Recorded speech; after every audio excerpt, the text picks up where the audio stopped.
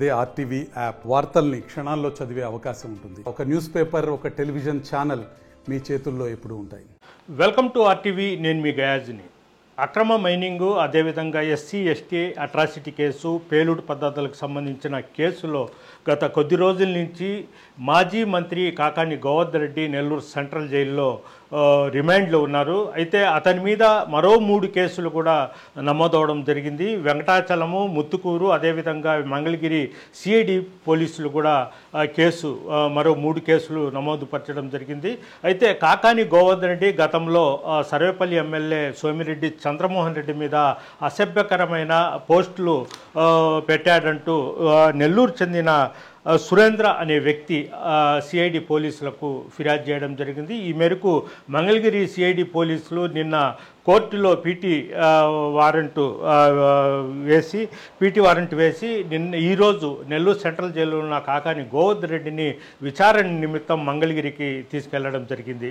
అదేవిధంగా ముత్తుకూరులో అనవసరంగా టోల్ గేట్లు ఏర్పాటు చేసి ఆయన మంత్రికి ఉన్న సమయంలో, కాకాని గోవర్ధన్ రెడ్డి మంత్రికి ఉన్న సమయంలో టోల్ గేట్లు ఏర్పాటు చేసి పెద్ద ఎత్తున డబ్బులు వసూలు చేశారంటూ కూడా ముత్తుకూరు పోలీసులు కేసు నమోదుపరచడం జరిగింది. అదేవిధంగా వెంకటాచలం మండలంలో పెద్ద ఎత్తున అక్రమంగా గ్రావెల్ను కూడా తవ్వి అమ్మకాలు జరిపారని కూడా కాకాని గోవర్ధన్ రెడ్డి మీద వెంకటాచలం పోలీసులు కేసు నమోదవడం జరిగింది.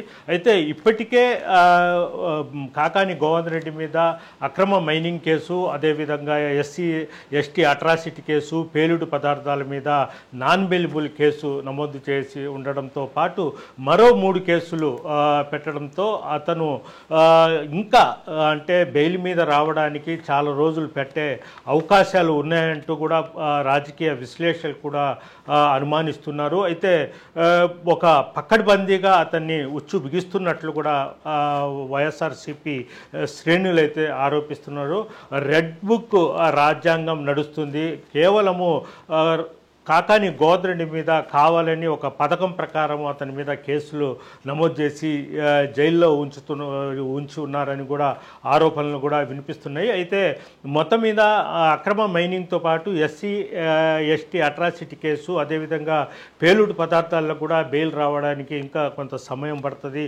ఈలోపే మళ్ళీ అక్రమంగా గ్రావెలు, అదేవిధంగా అక్రమంగా గ్రావెల్తో పాటు టోల్ గేట్లు, అదేవిధంగా అతను కొన్ని పోస్టులు పెట్టారంటూ కూడా సిఐడి పోలీసులు కూడా నాన్ బెయిల్ కేసులు నమోదు చేయడం జరిగింది. ఈ మొత్తం మీద చూసుకుంటే కాకాని గోవర్ధన్ రెడ్డికి సుమారు ఒక 6-7 నెలలు జైల్లోనే ఉండవచ్చని కూడా రాజకీయ విశ్లేషకులు అయితే చెప్తున్నారు. వీడియో జర్నలిస్ట్ ప్రదీప్తో గయాజ్, ఆర్టీవీ నెల్లూరు నుంచి.